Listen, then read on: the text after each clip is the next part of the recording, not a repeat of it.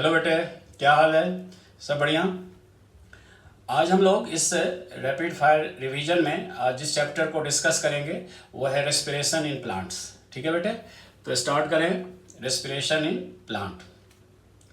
देखो बेटे, ये जो वैसे तो चैप्टर का नाम है रेस्पिरेशन इन प्लांट, लेकिन रेस्पिरेशन तो प्लांट में भी होता है, एनिमल में भी होता है, एनिमल या प्लांट के सेल दोनों में होगा। इसीलिए रेस्पिरेशन हम लोग यहाँ पर एक जनरल कंसेप्ट को समझेंगे जो किस तरह से सेल्यूलर रेस्पिरेशन कंडक्ट होता है। और यहाँ पर जो रेस्पिरेशन है इसको हम लोग सेल्यूलर रेस्पिरेशन भी बोलते हैं, क्योंकि ये जो प्रोसेस है ये सेल के अंदर होने वाला प्रोसेस है, चाहे प्लांट का सेल हो या एनिमल का हो, तो इसे हम लोग सेल्यूलर रेस्पिरेशन भी कहते हैं।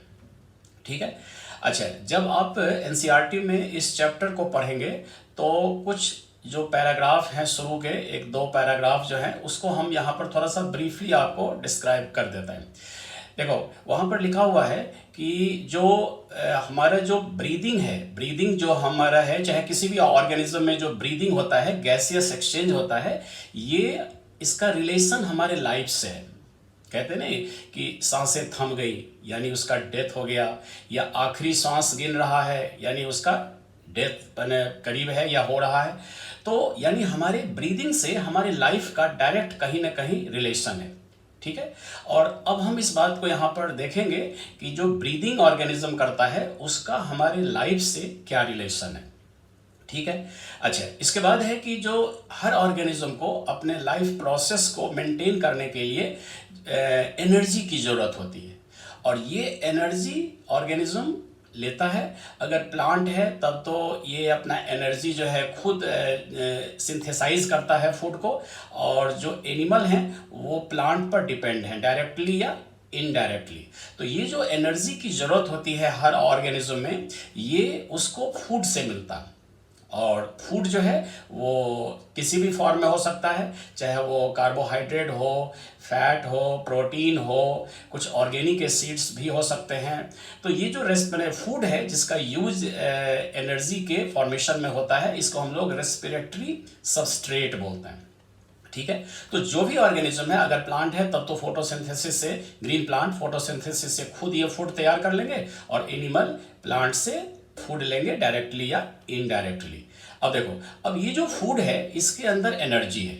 अब यही फूड जब ऑर्गेनिज्म के बॉडी के अंदर आएगा तो इससे एनर्जी रिलीज होगी। अब ये एनर्जी फूड में कहाँ पर होता है? इसके फूड का जो बॉन्ड एनर्जी है, जैसे ग्लूकोज है तो ग्लूकोज में जो कार्बन कार्बन के बीच का जो बॉन्ड है, इस बॉन्ड में एनर्जी होता है।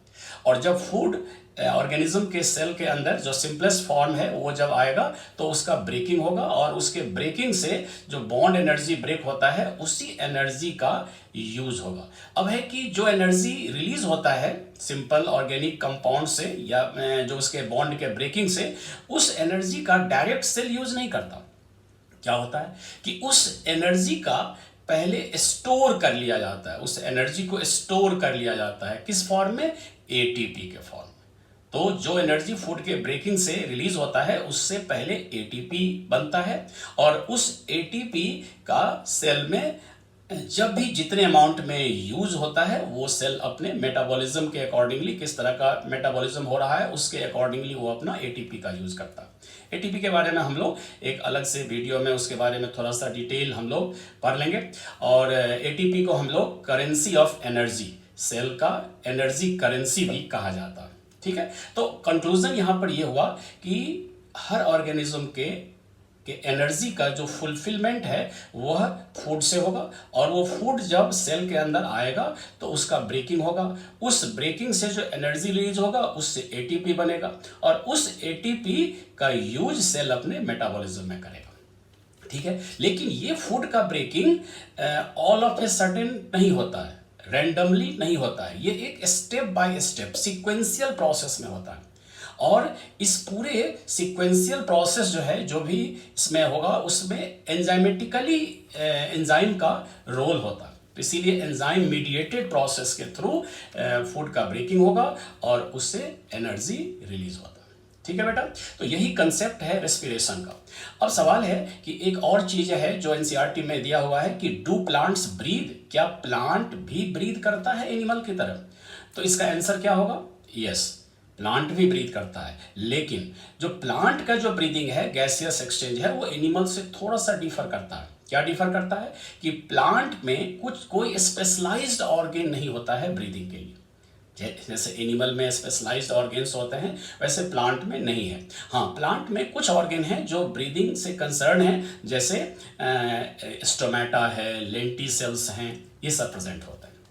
ठीक है। अच्छा, दूसरा पॉइंट है कि प्लांट में जो ब्रीदिंग है, गैसियस एक्सचेंज है, इसकी प्लांट को जरूरत भी कम है। प्लांट को ब्रीदिंग की जो जरूरत है, रिक्वायरमेंट है, वो कम है एनिमल के कंपैरिजन में। क्यों कम है? क्योंकि क्या होता है, प्लांट में जो ग्रीन प्लांट्स हैं, जो जिस सेल में फोटोसिंथेसिस होता है, ग्रीन सेल्स में, उसमें डे टाइम में क्या होगा, फोटोसिंथेसिस से O2 रिलीज होगा, और वो O2 ऑलरेडी सेल के अंदर प्रेजेंट होता है, और उसी ऑक्सीजन का यूज रेस्पिरेशन में हो जाता है।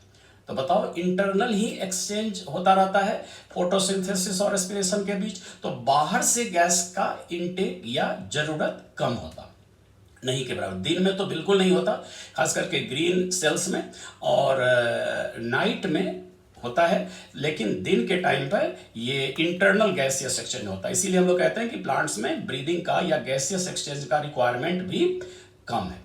और तीसरी बात है कि प्लांट के जितने भी ऑर्गेन्स हैं, वो सब एटमॉस्फेरिक कांटेक्ट में होते हैं डायरेक्ट।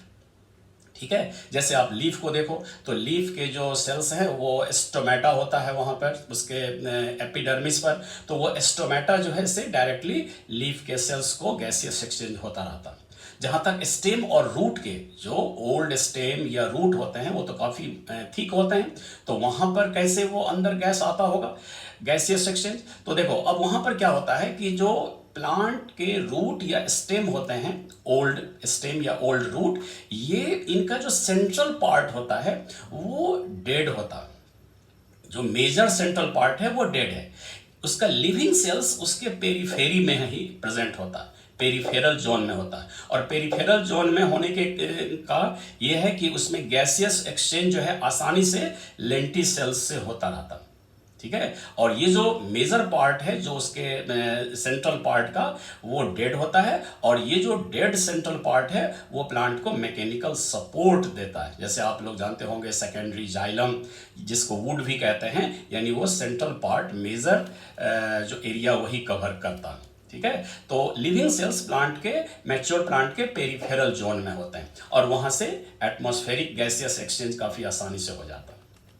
ठीक है। तो ये सब पॉइंट्स थे जो कुछ एक दो पैराग्राफ में दिया हुआ है, ये हमने आपको ब्रीफ कर दिया। चलिए, अब हम लोग आगे बढ़ेंगे कि रेस्पिरेशन जो है, रेस्पिरेशन जो सेल के अंदर होता है, ये बेसिकली दो टाइप के होते हैं, एरोबिक एंड एनएरोबिक रेस्पिरेशन। वो डिपेंड करता है कि ऑक्सीजन के प्रेजेंस में हो रहा है या ऑक्सीजन के एब्सेंस में हो रहा है। ठीक है। और रेस्पिरेटरी सबस्ट्रेट के बेसिस पर भी हम रेस्पिरेशन को दो टाइप में डिवाइड करते हैं। एक है फ्लोटिंग रेस्पिरेशन और एक है प्रोटोप्लाज्मिक रेस्पिरेशन। तो फ्लोटिंग रेस्पिरेशन में क्या होगा कि अगर कार्बोहाइड्रेट और फैट का यूज कर रहा है सेल, तो फ्लोटिंग रेस्पिरेशन, और अगर प्रोटीन का यूज सेल कर रहा है तो प्रोटोप्लाज्मिक रेस्पिरेशन। ठीक है। और रेस्पिरेटरी सबस्ट्रेट की जहां तक बात है, वहां पर कार्बोहाइड्रेट यानी ग्लूकोज या फ्रुक्टोज सबसे फर्स्ट चॉइस होता है।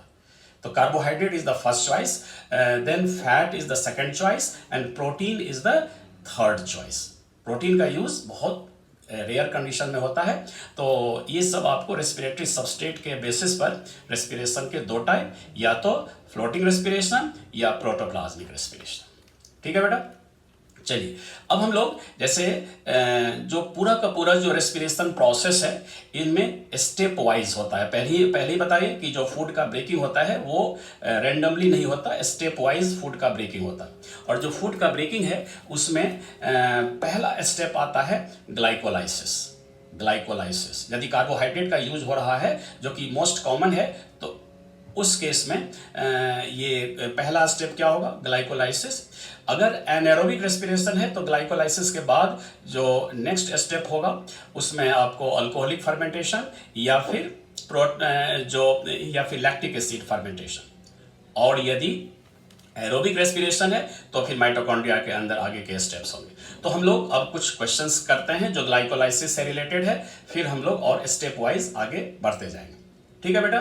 तो देखिए पहला यहां पर क्वेश्चन है कि ग्लाइकोलाइसिस प्रोसेस में, ग्लाइकोलाइसिस में कई स्टेप्स होते हैं, पढ़े होंगे 10 स्टेप्स में ग्लाइकोलाइसिस बटा होता है, जिनमें से जो ग्लाइकोलाइसिस के किस स्टेप में 2 रिडॉक्स इक्विवेलेंट का रिमूवल होता है। देख रहे हो, ग्लाइकोलाइसिस के किस स्टेप में 2 रिडॉक्स इक्विवेलेंट का रिमूवल होता है। ठीक है, तो उसमें अब देखिए, अब यहाँ पर ग्लाइकोलाइसिस के जो अलग अलग स्टेप्स हैं वहां से ये क्वेश्चन आते हैं कि कौन सा स्टेप्स है जहां पर 2 रिडॉक्स इक्विवेलेंट का रिमूवल होता है। ठीक है, देखो तो अब इसमें जैसे एक है कि 2 रिडॉक्स इक्विवेलेंट का मतलब, रिडॉक्स इक्विवेलेंट का मतलब है कि 2 हाइड्रोजन, 2 हाइड्रोजन। अब चूंकि 2 हाइड्रोजन जो है उसमें 2 इलेक्ट्रॉन और 2 प्रोटॉन है, तो उसको हम लोग 2 इक्विवेलेंट यानी redox equivalent, 1 hydrogen 1 redox equivalent, 2 hydrogen 2 redox equivalent होगा। तो यहां पर जो 3PgL ग्लाइकोलाइसिस में पढ़ेंगे आप लोग कि एक स्टेप है जहां पर PgAl जिसको कि ट्रायोज फॉस्फेट भी कहा जाता है, तो 3PgAl से जब आगे बढ़ता है तो वहां पर 1,3-बिस फॉस्फोग्लिसरिक एसिड बनता है, यानी कि ट्रायोज फॉस्फेट से BPGA बिस फॉस्फोग्लिसरिक एसिड बनता है, जहां पर ये 2 हाइड्रोजन रिलीज होते हैं और वो हाइड्रोजन कौन एक्सेप्ट करता है, कौन एक्सेप्ट करता है NAD+, और NAD+ उस दोनों हाइड्रोजन को लेकर के NADH+H+ में कन्वर्ट होता है। ठीक है, तो इस तरह से अगर क्वेश्चन आता है कि 2 रिडॉक्स इक्विवेलेंट एक ग्लाइकोलाइसिस के किस स्टेप में होगा, तो 3PgAl से 1,3-बिस फॉस्फोग्लिसरिक एसिड बनने के बीच में। ठीक है, चलिए अगला है कि ग्लाइकोलाइसिस में वैसे तो कई एंजाइम्स इन्वॉल्व हैं, टोटल 10 एंजाइम्स ग्लाइकोलाइसिस में इन्वॉल्व होता है। उसमें से सबसे क्रूशियल एंजाइम, सबसे मोस्ट इंपॉर्टेंट एंजाइम कौन सा है, जिसको कि हम लोग पेस मेकर एंजाइम भी बोलते हैं। तो ग्लाइकोलाइसिस का सबसे most enzyme important vital enzyme है कौन सा, दैट इज फॉस्फोफ्रुक्टोकाइनेज। फॉस्फोफ्रुक्टोकाइनेज ये ग्लाइकोलाइसिस का सबसे इंपॉर्टेंट एंजाइम माना जाता है। ठीक है बेटे, चलिए अच्छा, ग्लाइकोलाइसिस के और भी कुछ नाम हैं। ग्लाइकोलाइसिस के और को हम किन किन नामों से जानते हैं, जैसे ग्लाइकोलाइसिस को हम लोग और किस नाम से जानते हैं, जैसे एक तो कॉमन पाथवे है जो कि एरोबिक और एनाएरोबिक दोनों में ये चलता है। दूसरा कि इसको EMP पाथवे भी बोलते हैं, एम्बडेन, मेयरहॉफ, पार्नस, ये 3 साइंटिस्ट के नाम पर इसका नाम रखा गया है EMP पाथवे। ठीक है, अच्छा अब आप बताओ कि ये ग्लाइकोलाइसिस होता कहां पर है, what is the site of glycolysis. देखो वैसे जहां पर NCERT में ग्लाइकोलाइसिस के बारे में बताया है वहां पर तो लिखा है कि glycolysis takes place in cytoplasm. ठीक है, तो ये तो ठीक है, लेकिन जब आप एरोबिक रेस्पिरेशन में पढ़ेंगे तो एरोबिक रेस्पिरेशन में इसी चीज को वहां बताया है कि glycolysis takes place in cytosol, cytosol of cytoplasm. तो एक्चुअली साइटोसोल क्या होता है, what is the difference between cytosol and cytoplasm. देखो तो साइटोसोल जो होता है, जैसे साइटोप्लाज्म है सेल के अंदर, तो साइटोप्लाज्म में तो लिक्विड पार्ट भी है, सेल ऑर्गेनेल्स भी है, तो साइटोप्लाज्म में से आप सेल ऑर्गेनेल्स को अलग कर दो फिल्टर करके, तो जो लिक्विड बच गया वही है साइटोसोल। यानी कि साइटोसोल को हम लोग कहते हैं कि cytoplasm minus cell organelle. Clear हो रहा है, साइटोसोल क्या है, साइटोप्लाज्म माइनस सेल ऑर्गेनेल। तो एक्चुअली ग्लाइकोलाइसिस जो है वो साइटोसोल में ही होता है। ठीक है, अच्छा चलिए अगला क्वेश्चन है कि इन्वर्टेज एंजाइम का क्या रोल है। इन्वर्टेज एंजाइम, देखो इन्वर्टेज एंजाइम जो है एक्चुअली ये जो सुक्रेज को ही हम इन्वर्टेज भी कहते हैं, सुक्रेज।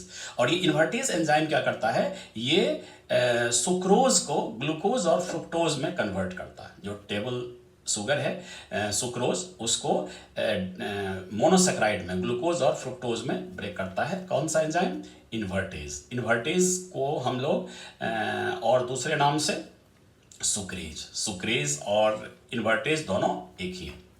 चलिए अब हम लोग आगे, नेक्स्ट क्वेश्चन है कि ग्लाइकोलाइसिस में नेट गेन ऑफ एटीपी कितना होता है, net gain of ATP in glycolysis.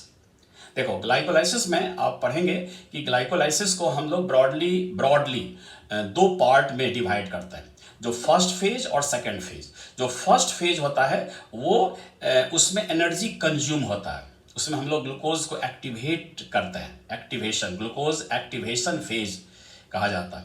और जो सेकंड पार्ट होता है या सेकंड फेज है उसमें एनर्जी रिलीज होता है। तो पहला जो फेज है वो एनर्जी कंज्यूमिंग फेज है और दूसरा जो फेज होता है वो एनर्जी रिलीजिंग फेज होता है। पहले एनर्जी लगाना पड़ता है, फिर बाद में जब ग्लूकोज एक्टिवेट हो जाता है तो फिर वह ब्रेक होकर के एनर्जी रिलीज करता है।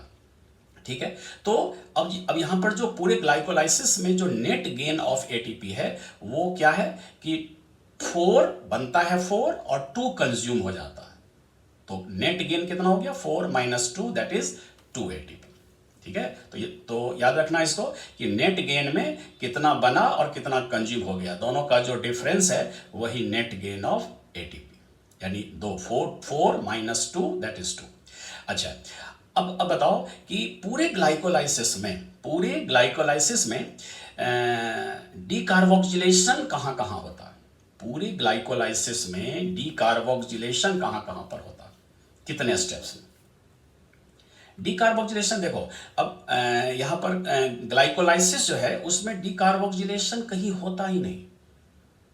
No CO2 release in glycolysis. देखो ग्लाइकोलाइसिस में सिर्फ क्या होता है, जो ग्लूकोज है ना वो एक्टिवेट होकर के ब्रेक हो जाता है, टूट जाता है। जैसे 6 कार्बन कंपाउंड है तो 6 कार्बन कंपाउंड स्प्लिट होकर के 2-3 कार्बन वाले कंपाउंड में ब्रेक हो जाते हैं और वही जो कंपाउंड है वो है PGA। यानी कि एक molecule glucose 2 molecule pyruvic acid में एक ग्लूकोज से 2 पायरुविक एसिड बनता है, पायरुवेट। तो ये जो स्प्लिटिंग होता है, ठीक है, इसीलिए वहां पर कोई ये नहीं है कि उसमें कोई CO2 रिलीज होता है। डीकार्बोक्सिलेशन ग्लाइकोलाइसिस में कहीं नहीं होता। ठीक है, अब चलिए, अब एनारोबिक रेस्पिरेशन में एक मॉलिक्यूल ग्लूकोज से कितना % एनर्जी रिलीज हो पाता? एनारोबिक रेस्पिरेशन में एक मॉलिक्यूल ग्लूकोज से कितना %, उसका कितना % ही एनर्जी रिलीज होता है? ये भी एनसीईआरटी का पॉइंट है, less than 7% of energy present in glucose is released through anaerobic respiration. ठीक है, क्योंकि एनारोबिक रेस्पिरेशन में पार्शियल ब्रेकिंग होता है ग्लूकोज का, कंप्लीट ब्रेकिंग नहीं होता है। एरोबिक रेस्पिरेशन है तब तो वहां कंप्लीट ब्रेकिंग होगा और एनारोबिक में पार्शियल ब्रेकिंग होगा और उसमें 7% से कम एनर्जी ही ग्लूकोज का रिलीज हो जाता है। ठीक है, चलिए अब आगे है नेक्स्ट क्वेश्चन कि मैक्सिमम कंसंट्रेशन। अब देखो, अब हम लोग एनारोबिक रेस्पिरेशन में फर्मेंटेशन की बात कर रहे हैं कि maximum concentration of alcohol in beverage, maximum concentration of alcohol in beverage that are naturally fermented, यानी जो नेचुरल फर्मेंटेशन से हमको बेवरेज में कितना % तक अल्कोहल मिलता? Up to 13%। याद रखना, ये बहुत सिंपल है कि 13% तक जो उसका 13% तक अल्कोहल बेवरेज में नेचुरली प्रोड्यूस होता है। ये ईस्ट जो है खुद से ये जो अपने फर्मेंटेशन प्रोसेस से अल्कोहल जो रिलीज करता है वो 13% तक, और 13% से जैसे ही अल्कोहल बढ़ने लगता है तो उसके बाद ईस्ट का डेथ हो जाता है। यानी ईस्ट का ये जो फर्मेंटिंग प्रोसेस है ये उसका सुसाइडल स्टेप होता है, यानी कि 13% से जैसे अल्कोहल बढ़ने लगा सारे ईस्ट मर जाता है और फिर बाद में हम लोग उसको डिस्टिलेशन प्रोसेस से अल्कोहल के % को बढ़ाते हैं। ठीक है, तो ये 13% याद रखिएगा। अगला है कि नेक्स्ट क्वेश्चन कि कोएंजाइम। देखो जो कोएंजाइम है ये इन्वॉल्व इन लिंक रिएक्शन। तो लिंक रिएक्शन में 2 तरह के कोएंजाइम का यूज होता है। लिंक रिएक्शन क्या होता है? जैसे जब ग्लाइकोलाइसिस से जब आगे बढ़ते हैं तो ग्लाइकोलाइसिस तो साइटोसोल में होगा। अब उसके बाद यदि एरोबिक रेस्पिरेशन हो रहा है तो एरोबिक रेस्पिरेशन में ग्लाइकोलाइसिस से बना हुआ जो पायरुविक एसिड है, पायरुवेट है, ये माइटोकॉन्ड्रिया में इन कर जाता है। अब माइटोकॉन्ड्रिया के अंदर एक पहला छोटा सा स्टेप है, वह है लिंक रिएक्शन। ठीक है, और लिंक रिएक्शन का जो प्रोडक्ट है वो क्रेब्स साइकिल में इन करेगा। तो ये जो लिंक रिएक्शन है, इसमें इसको हम लोग, लिंक रिएक्शन का दूसरा नाम क्या है? लिंक रिएक्शन का दूसरा नाम क्या है? ऑक्सीडेटिव डीकार्बोक्सिलेशन, यानी ऑक्सीडेटिव डीकार्बोक्सिलेशन प्रोसेस है, ठीक है, क्योंकि इसमें ऑक्सीडेशन भी होता है और डीकार्बोक्सिलेशन भी होता है। और जो पायरुविक एसिड है वो माइटोकॉन्ड्रिया के मैट्रिक्स में, लिंक रिएक्शन और क्रेब्स साइकिल, याद रखना दोनों जो है ये माइटोकॉन्ड्रिया के मैट्रिक्स में होता है, ठीक है। तो माइटोकॉन्ड्रिया, और चूंकि कहीं कहीं पर लिंक रिएक्शन और क्रेब्स साइकिल को एक ही प्रोसेस मान करके एक्सप्लेन किया गया, ठीक है, क्योंकि दोनों एक ही साइट पर होता है। तो लिंक रिएक्शन जो है एक्चुअली ये, इसमें क्या होगा कि दो कोएंजाइम का इन्वॉल्वमेंट होता है। तो पायरुविक एसिड जो आया है ग्लाइकोलाइसिस से, ये कन्वर्ट होता है एसिटाइल कोएंजाइम ए में, और इसमें एक तो कोएंजाइम है NAD+, वहां पर यूज होता, और एक है कोएंजाइम ए। कोएंजाइम ए जो है वो भी यूज होगा, और उसके बाद वह कोएंजाइम ए कन्वर्ट हो जाता है एसिटाइल कोएंजाइम ए, ठीक है, उसमें एसिटाइल ग्रुप को वो बाइंड करके वहां से अलग हो जाता है, तो एसिटाइल कोएंजाइम ए। और ये जो एसिटाइल कोएंजाइम ए बना, ये 2 कार्बन कंपाउंड है, और इस प्रोसेस में डीकार्बोक्सिलेशन होता है। पहले ही बताया ऑक्सीडेटिव डीकार्बोक्सिलेशन है ये, तो ऑक्सीडेशन भी होगा और डीकार्बोक्सिलेशन भी होगा, ठीक है। तो इस तरह से अगर क्वेश्चन आता है कि लिंक रिएक्शन में दो कोएंजाइम्स कौन कौन से इन्वॉल्व हैं, एक तो NAD+, और दूसरा कौन सा, एक कोएंजाइम ए, ठीक है। और ये बताए ही कि लिंक रिएक्शन का साइट क्या है, साइट मतलब कहां पर होता है ये, मैट्रिक्स ऑफ माइटोकॉन्ड्रिया, ठीक है। और यहीं पर देखो, link reaction is the first step where decarboxylation start, यानी डीकार्बोक्सिलेशन यहीं से स्टार्ट होता है, यानी कार्बन कार्बन के बीच का जो बॉन्ड है वो टूट करके और वहां पर CO2 के फॉर्म में रिलीज होता है, ठीक है बेटा। चलिए, अब इसके बाद नेक्स्ट क्वेश्चन है कि क्रेब्स साइकिल का एकमात्र कौन सा कंपाउंड है जिसमें 5 कार्बन होता है? The only compound of Krebs cycle that have 5 carbon, और वो है अल्फा कीटोग्लूटारिक एसिड। ये बहुत इंपॉर्टेंट है, क्वेश्चन में आते रहते हैं रेगुलर कि क्रेब्स साइकिल का कौन सा जो कंपाउंड है जिसमें 5 कार्बन है, तो वह कौन सा है, अल्फा कीटोग्लूटारिक एसिड। बाकी जितने कंपाउंड्स हैं या तो 4 कार्बन वाले हैं या फिर 6 कार्बन वाले हैं, ठीक। चलिए, अब इसके बाद है कि एक क्रेब्स साइकिल में, ठीक है, how many NADH and how many FADH2 are produced in one Krebs cycle. एक क्रेब्स साइकिल में NADH कितने बनेंगे और FADH2 कितने बनेंगे? देखो, जब आप क्रेब्स साइकिल को पढ़ोगे तो वहां पर 3 स्टेप होते हैं, जहां पर जो डिहाइड्रोजिनेशन होता है वहां पर NADH बनता है, NAD+ से NADH बनता है, ठीक है, और एक जगह FADH2 बनता है, FAD+ से FADH2। ये हम केवल क्रेब्स साइकिल की बात कर रहे हैं। तो एक क्रेब्स साइकिल में यहां पर लिंक रिएक्शन को हम कंसीडर नहीं कर रहे हैं।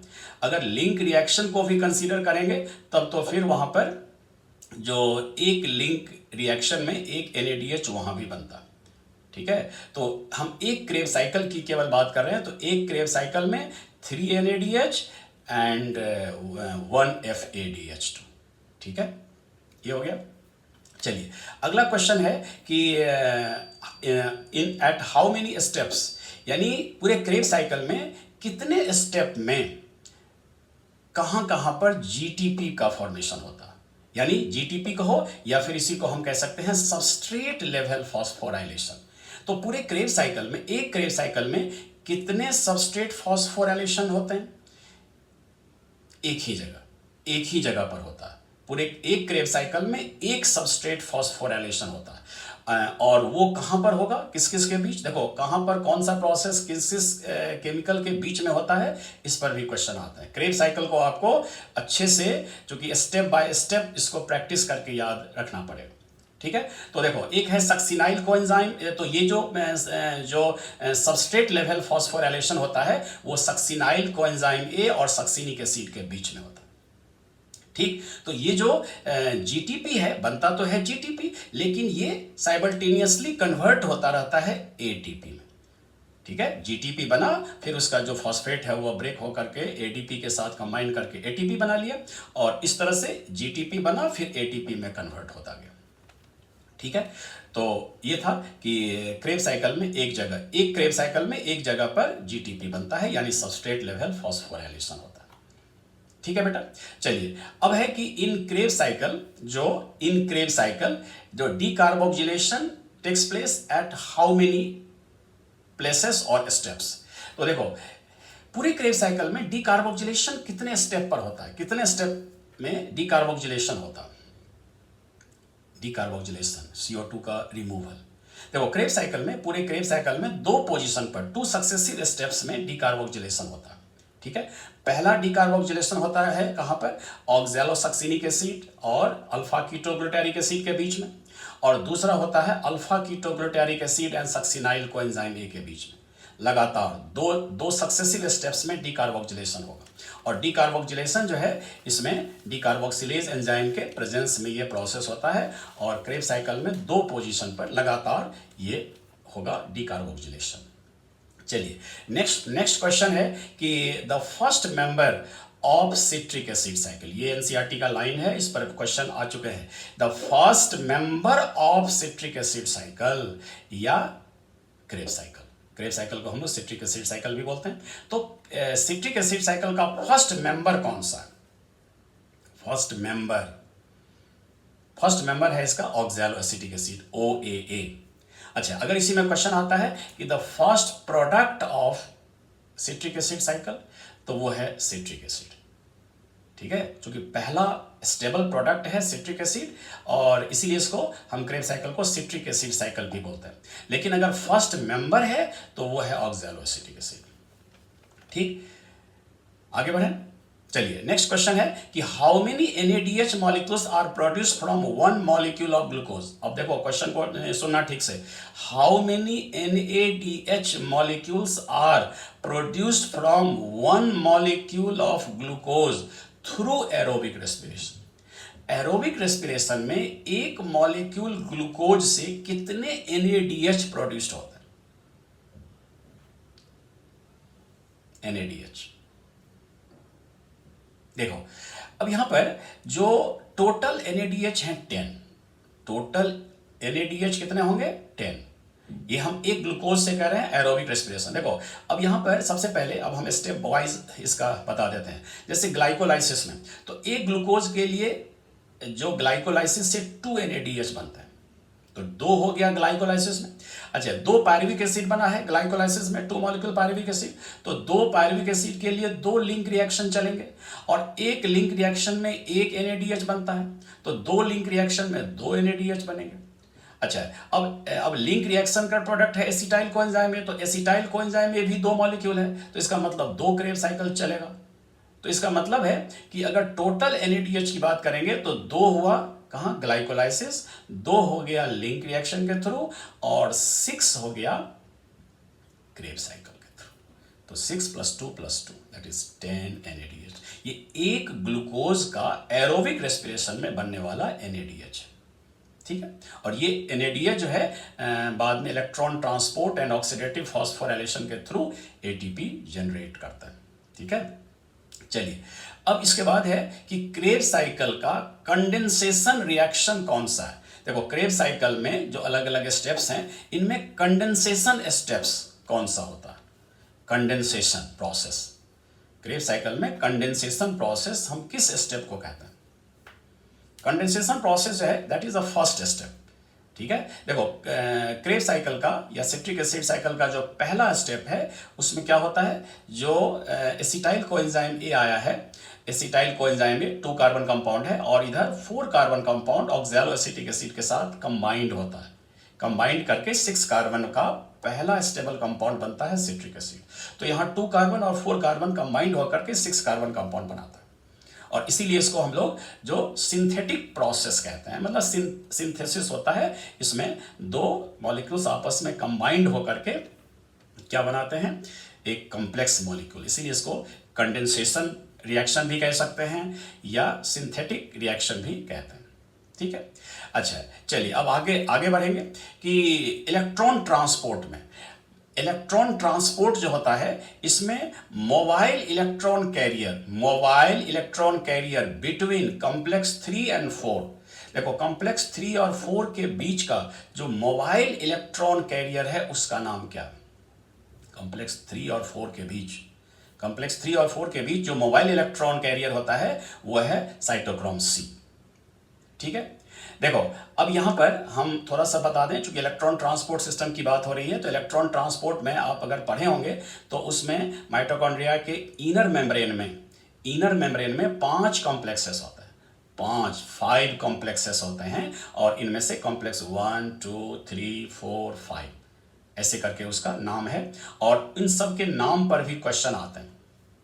ठीक है, जैसे कॉम्प्लेक्स 1 है तो कॉम्प्लेक्स 1 को हम लोग क्या बोलते हैं? जो NADH डिहाइड्रोजिनेज कॉम्प्लेक्स। कॉम्प्लेक्स 2 को क्या कहते हैं? FADH2 dehydrogenase complex. कॉम्प्लेक्स 3 को हम क्या बोलेंगे? Cytochrome BC1 complex. 4 को क्या कहेंगे? Cytochrome AA3 complex. और फिफ्थ जो है वो ATP सिंथेज कॉम्प्लेक्स। ठीक है, तो यहां पर जो अब ये क्वेश्चन है कि ऑक्सीडेटिव फॉस्फोराइलेशन के, यानी ऑक्सीडेटिव फॉस्फोराइलेशन जो है वो इनर मेम्ब्रेन के मतलब जो किस कॉम्प्लेक्स में होता है, यानी इनर मेम्ब्रेन के किस कॉम्प्लेक्स में ऑक्सीडेटिव फॉस्फोराइलेशन होता है? ऑक्सीडेटिव फॉस्फोराइलेशन ये 1 2 3 4 5 5 कॉम्प्लेक्स में से किस में होगा? कॉम्प्लेक्स 5 में। कॉम्प्लेक्स 5 का नाम हमने क्या बताया? That is ATP synthase complex. तो ATP सिंथेज कॉम्प्लेक्स में ही ऑक्सीडेटिव फॉस्फोराइलेशन का काम होता है, जहां पर ATP बनता है। ठीक है, चलिए अब सुनो। अब इसके बाद है कि cytochrome C oxidase complex. Cytochrome C जो है, ये साइटोक्रोम C ऑक्सीडेज कॉम्प्लेक्स किस किस कॉम्प्लेक्स का नाम है? साइटोक्रोम C ऑक्सीडेज किस कॉम्प्लेक्स का नाम है? Cytochrome C। अब देखो ये जो साइटोक्रोम C है, ये आपको साइटोक्रोम C यानी किस कॉम्प्लेक्स का नाम है? Cytochrome C oxidase complex. Cytochrome C oxidase complex. देखो साइटोक्रोम C ऑक्सीडेज जो है ना, ये 4th कॉम्प्लेक्स को हम लोग कहते हैं। 4th कॉम्प्लेक्स को साइटोक्रोम C ऑक्सीडेज। जो 3rd कॉम्प्लेक्स है उसको हम लोग कहेंगे साइटोक्रोम C रिडक्टेज। राइट, तो इस तरह से ये आपको इलेक्ट्रॉन ट्रांसपोर्ट से रिलेटेड है। अब देखिए, अब इसके बाद है कि लास्ट एक्सेप्टर ऑफ इलेक्ट्रॉन कौन सा है? लास्ट एक्सेप्टर ऑफ इलेक्ट्रॉन्स, या फिर इसी को हम लोग कहते हैं कि ultimate acceptor of electron. Ultimate acceptor of electron, ultimate acceptor of electron जो है वो है ऑक्सीजन। ठीक है, कॉपर सेंटर कहां होता है? कॉपर सेंटर किस कॉम्प्लेक्स में मिलता है? बताओ, कॉपर सेंटर किस कॉम्प्लेक्स में मिलता है? कॉपर सेंटर मिलता है कॉम्प्लेक्स 4 में, और एक नहीं 2 कॉपर सेंटर होता है, कॉपर सेंटर। ठीक है, ये कॉम्प्लेक्स 4 का ये कंपोनेंट है। अच्छा, for the synthesis of 1 ATP। अब नेक्स्ट क्वेश्चन है कि एक ATP के बनने में, for the synthesis of 1 ATP, how many protons have to pass? How many protons have to pass through proton channel from intermembrane space to matrix? यानी एक ATP के बनने के लिए कितना प्रोटॉन को प्रोटॉन चैनल से पास करना पड़ेगा? ठीक है, देखो इसमें जैसे आपको ये जो पुराने NCERT में तो 2 प्रोटॉन ही दिया था, लेकिन अब ये नए NCERT में इसको करेक्शन करके 4 प्रोटॉन कर दिया गया, जो करेक्ट है। तो 4 प्रोटॉन याद रखिएगा, 4 प्रोटॉन के रिलीज से फाइनली एक ATP जनरेट होता है। ठीक, नेक्स्ट क्वेश्चन है कि रेस्पिरेटरी पाथवे को हम लोग बेटर वे में क्या कह सकते हैं? रेस्पिरेटरी पाथवे को हम लोग बेटर वे में क्या कह सकते हैं? That is एम्फीबोलिक pathway. क्या कहेंगे उसको? एम्फीबोलिक। देखो एम्फीबोलिक पाथवे का मतलब होता है कि चूंकि अगर हम ब्रॉडली देखेंगे तो इसका जो रेस्पिरेशन प्रोसेस में एनाबॉलिक और कैटाबॉलिक दोनों प्रोसेस साथ साथ चलते रहते हैं। कुछ कंस्ट्रक्टिव प्रोसेस भी होता है, कुछ डिस्ट्रक्टिव भी होता रहता है, कुछ बनने का भी, कुछ टूटने का भी। तो इसीलिए जब दोनों प्रोसेस एक साथ चलते हैं तो इसको हम लोग एम्फीबोलिक पाथवे कहते हैं। तो NCERT भी लिखता है कि इन ब्रॉड वे, या it is better to say that respiratory pathway is an amphibolic pathway.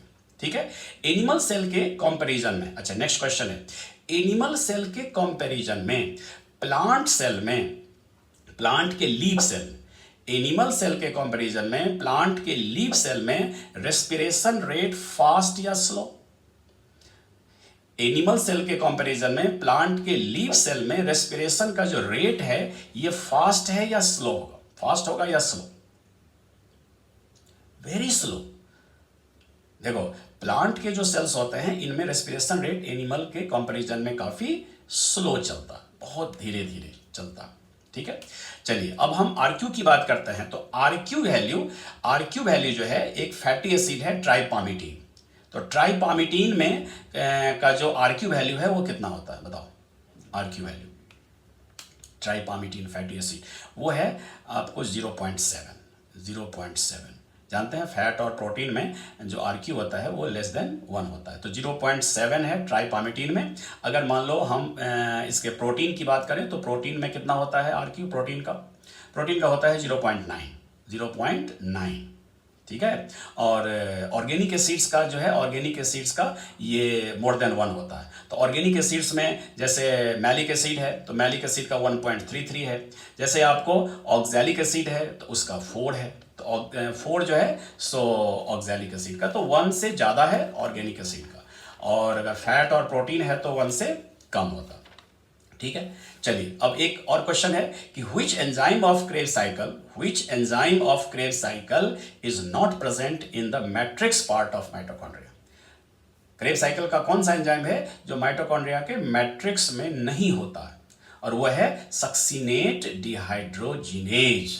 Very important, succinate dehydrogenase जो है वो एक ऐसा एंजाइम है जो माइटोकॉन्ड्रिया के इनर मेम्ब्रेन में प्रेजेंट होता है। कहाँ होता है? इनर मेम्ब्रेन में प्रेजेंट होता है। तो चलिए, तो आज ये था, आज हम लोग रेस्पिरेशन का एक फास्ट रिवीजन किए। जो इम्पोर्टेंट पॉइंट सब थे उसको हम लोगों ने उसमें से एक्सट्रैक्ट निकाला। तो ये वीडियो आपको कैसा लगा कमेंट करके बताइएगा। और अगर नए हैं चैनल पर तो सब्सक्राइब कर लीजिएगा बेटा, ताकि ये रेगुलर जो वीडियो आ रहा है वो आप तक आसानी से पहुँचे। ठीक है, तो आज इतना ही बेटा। ओके, थैंक यू बेटा, थैंक यू।